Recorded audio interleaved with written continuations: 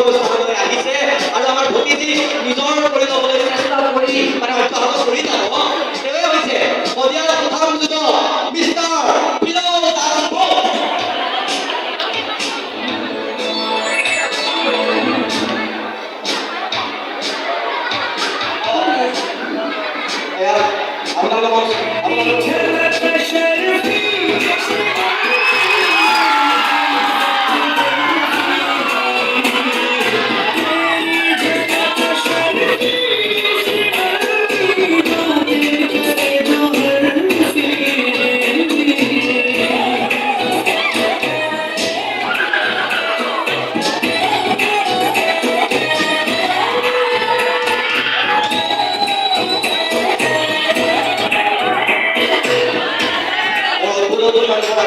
আমি দেখিবলৈ পাইছোঁ আৰু যিখিনি হওক ইয়াৰ পাছতে মই আমাৰ স্বয়ম্বৰ অনুষ্ঠানলৈ আহিবলৈ আমন্ত্ৰণ জনাইছোঁ আমাৰ সুদূৰ বৰাকৰ সনাতনী পাল মিষ্টাৰ পেজাপা।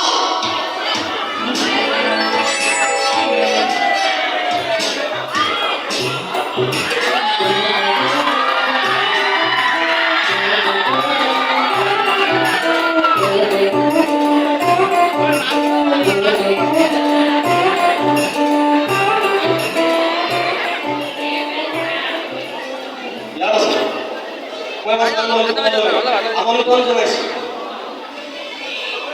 সুদূৰ কাৰ্বি আংলঙৰ কাৰ্বি যুৱক যাৰ মোবাইলৰ ঘৰৰ সৈতে দেখা কৰোঁ নামদাৰ হাফুং কীৰ্তি।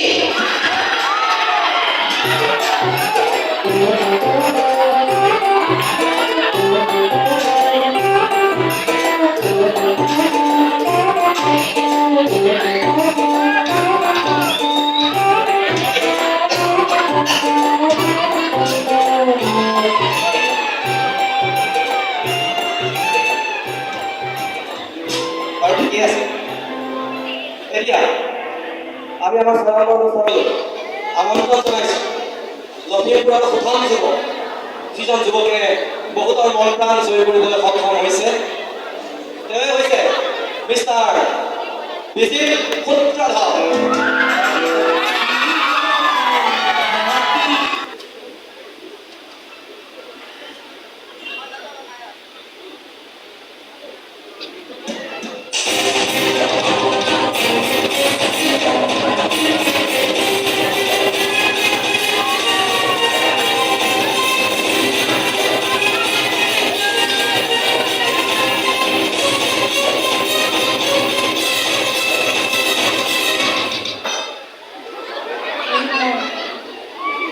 আমি ধন্যবাদ জ্ঞাপন কৰিছোঁ থেংকছ কৰ্মচাৰী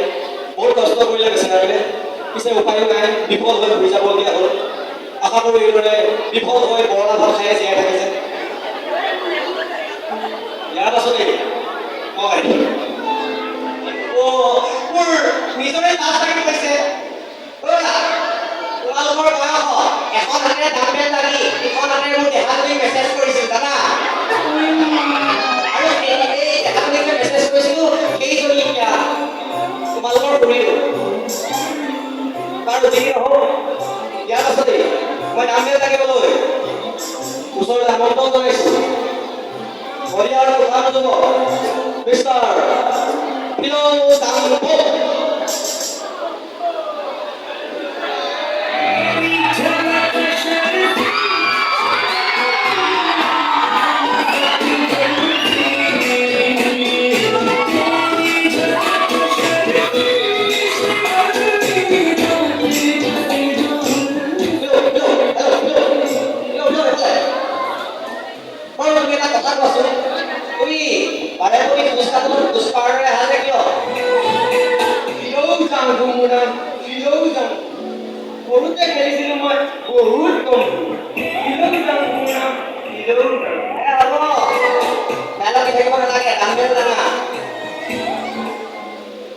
কিন্তু মোৰ আছে গামে লাগিব পৰা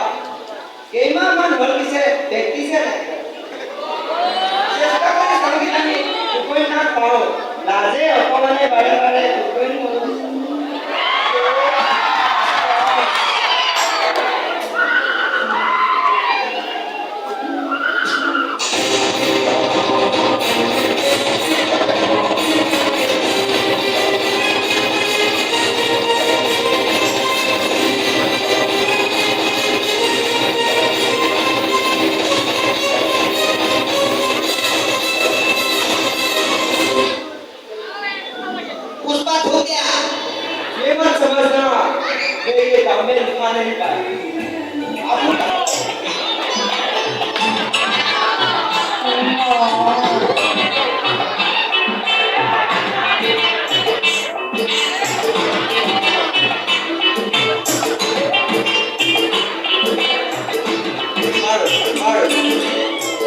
মিষ্টাৰ ফাংফুং ইংকি হয় কওক খুৰা এই তোমাৰ নামটোত কিবা ৰহস্য লুকাই আছে নেকি হে মানে খুৰা হয় সৰুতে মানে মই বহুত ফাংফুং আছিলোঁ অঁ আৰু বহুত এলেকাও আছিলোঁ যেতিয়া মই ভাত খাইছিলোঁ মই চোতালতে জানিছিলোঁ মোৰ মায়ে চোতাইছে আৰু খুৰা যেতিয়া মই হেৰি কৰি আৰু চাফা কৰিছিলোঁ সেইটো কৰি মানে কিনো কৰি মানে পুৰা লেট্ৰিন কৰি চাফা কৰিছিলা অঁ তেতিয়া মই ভালকৈ চাফাই হোৱা নাছিল লেট্ৰিন কৰোঁতে চাফা কৰা নাছিল আৰু স্কুলতো বহুত অসুবিধা পাইছিলোঁ অঁ সেইকাৰণে মোৰ নাম আজি ফাংফুং ইণ্ডিয়া আৰু বহুত বহুত ধন্যবাদ বিদ্যালয়ত কৈ দিয়াৰ বাবে বাৰু সময় নষ্ট নকৰোঁ তুমি ডাম্বেল এটা আনিবলৈ চেষ্টা কৰা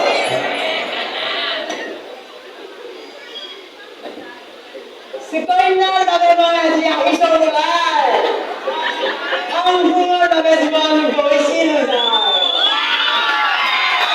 আজিৰ পৰা মই ফাংফুং বাদ দিম ডাম্বেল লাগিছোঁ কন্যাক ঘৰলৈ নিম আৰু ডাঙা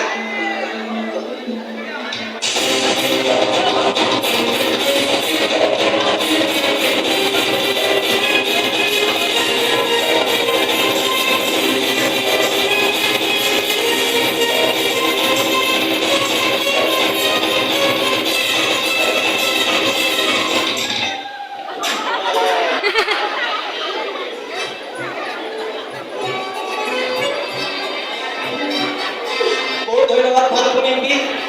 তোমাৰ যথেষ্টখিনি শক্তি প্ৰদৰ্শন কৰিলা সময় নষ্ট নকৰোঁ প্ৰথমতো ধন্যবাদ জ্ঞাপন কৰিছোঁ ইয়াৰ পাছত মই ডাম্বেল লাগিবলৈ মঞ্চলৈ আমন্ত্ৰণ জনাইছোঁ লখিমপুৰৰ প্ৰধান যুৱক মিষ্টাৰ বিজিত সূত্ৰধৰ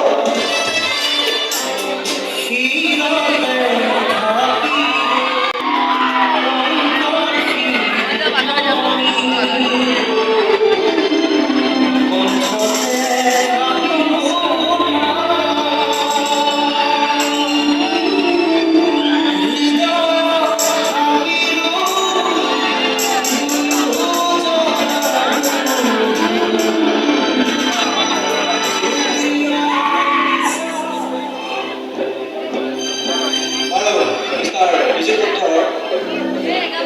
তোমালৈ মোৰ এটা প্ৰশ্ন আছে তুমি নিজৰ জীৱনৰ লক্ষ্য উপনীত হ'বলৈ কিদৰে প্ৰস্তুত কৰিবা প্ৰথমে মই সফলতাৰ পথলৈকে মোৰ সচেতন বনাব জনাইছোঁ জীৱনৰ লক্ষ্যত উপনীত হ'বলৈ হ'লে প্ৰথমে লাগিব একাগ্ৰতা দৃঢ় বিশ্বাস আৰু মনোবল যদিও আমি আমাৰ গুৰুক পিতৃ মাতৃক শ্ৰদ্ধা কৰিব নাজানো লগতে নিজৰ প্ৰণয়খিনি কৰিব নাজানো তেনেহ'লে আমি জীৱনৰ লক্ষ্যত কেতিয়াও উপনীত হ'বলৈ নোৱাৰিম আৰু লগতে লক্ষ্যৰ প্ৰতি ধাৱমান হওঁতে আমি কেতিয়াও অন্য কথাত মন দিব নালাগে আৰু লগতে বহুত কষ্টও সহ্য কৰিব লাগিব খুব ভাল লাগিল যে তোমাৰ কথাবোৰ শুনি মোৰ খুব ভাল লাগে এতিয়া তুমি নিজৰ কৰ্তব্য পালন কৰা আশা কৰোঁ তুমি সফল হ'বা আহা ডাম্বেলৰ ওচৰলৈ আহা দাঙিবলৈ চেষ্টা কৰা